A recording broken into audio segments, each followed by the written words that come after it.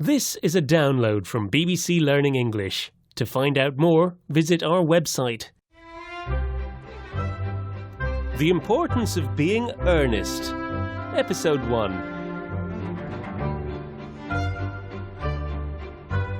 Algernon Moncrief, a wealthy young man from the upper classes of society, is passing his time playing the piano in his luxurious flat in central London.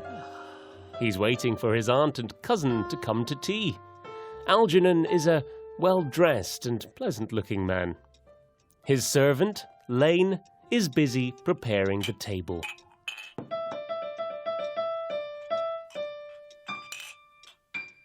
Did you hear what I was playing, Lane?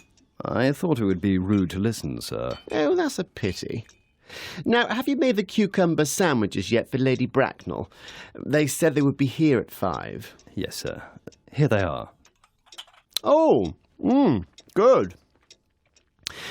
By the way, Lane, I noticed 8 bottles of champagne were drunk on Thursday night while I was having dinner with Mr. Worthing. That's correct, sir. Why do bachelors' servants always drink their champagne? It's probably because a bachelor's wine is better than the wine you'd find in married families. Good heavens! Is marriage as bad as that? People tell me that it is very pleasant, sir. I don't have much experience. I've only been married once. Aha! That'll be my dear Aunt Lady Bracknell. Tell her that I'm in the morning room. But it isn't Algernon's aunt. It's a young gentleman who follows Lane into the room. He's good-looking and has a serious expression on his face. Algernon is pleased, though surprised, to see him. Mr. Ernest Worthing. How are you, my dear Ernest? What brings you to London? Oh, a pleasure, of course. Where have you been since last Thursday? In the country. What on earth do you do there? When you are in town, you entertain yourself. When you are in the country, you entertain other people. It is really quite boring. And who do you entertain? Oh, neighbours. Got nice neighbours where you live in Shropshire? Perfectly horrid. Never speak to any of them. They must find you very entertaining, then. Hello? Why all these cups? Why, cucumber sandwiches? Who's coming to tea? Oh, just my Aunt Lady Bracknell and her daughter Gwendolen. How wonderful. Yes, but Lady Bracknell won't approve of you being here. Why not? My dear fellow, the way you flirt with Gwendolen is perfectly disgraceful.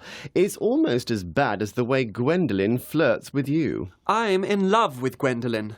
I've come to London to ask her to marry me. You told me you had come here for pleasure. I call that business. You are so unromantic. I really don't see anything romantic in proposing.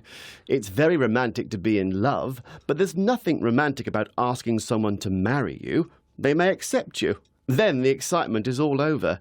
If I ever get married, I'll certainly try to forget that I am. I'm sure you will, dear Algy. I don't think you will ever marry Gwendolen. Why on earth do you say that? Well, in the first place, girls never marry the men they flirt with. Oh, that's nonsense. It's true. It explains why there are so many bachelors.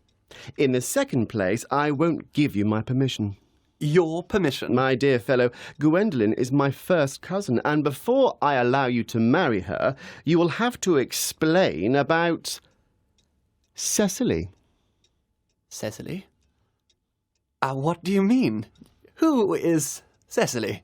I don't know anyone called Cecily. You called, sir? Bring that cigarette case Mr. Worthing left here last Thursday. Yes, sir.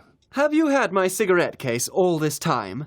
I wish you'd told me. I've been to the police. I nearly offered a large reward. Well, I wish you would. I'm quite hard up at the moment. There's no point offering a large reward now it's been found. The cigarette case, sir. I think that's rather mean of you, Ernest. However, it's not important now because according to the inscription inside, the case isn't yours anyway. Of course it's mine. You've seen me use it hundreds of times. Now, Could I have my cigarette case back? Yes, but this isn't your cigarette case. It's a present from someone called Cecily, and you said you didn't know anyone of that name. Well, actually, Cecily is my aunt. Your aunt? Yes. Lovely old lady she is too. Lives in Tunbridge Wells. But why does she call herself Little Cecily if she is your aunt? From little Cecily with her fondest love. What's wrong with that? Some aunts are tall and some are small. Yes, but why does your aunt call you her uncle? From little Cecily with her fondest love to her dear Uncle Jack. There is no problem, I admit, to an aunt being small, but why should an aunt call her own nephew uncle? Besides, your name isn't Jack, it's Ernest. It isn't Ernest. It's Jack. You have always told me it was Ernest. I have introduced you to everyone as Ernest. You look as if your name was Ernest. You are the most earnest-looking person I ever saw in my life. So honest and serious. Ah, yes. We should say that the name Ernest was very common at the time, and the adjective earnest, which sounds exactly the same, means, well, honest and serious. Here, it's written on your card. Mr. Ernest Worthing, B4, the Albany. Well, my name is Ernest in town and Jack in the country, and the cigarette case was given to me in the country. Yes, but that doesn't explain why your small Aunt Cecily calls you her dear uncle, or why you have two names to start with. Come on, you'll have to explain.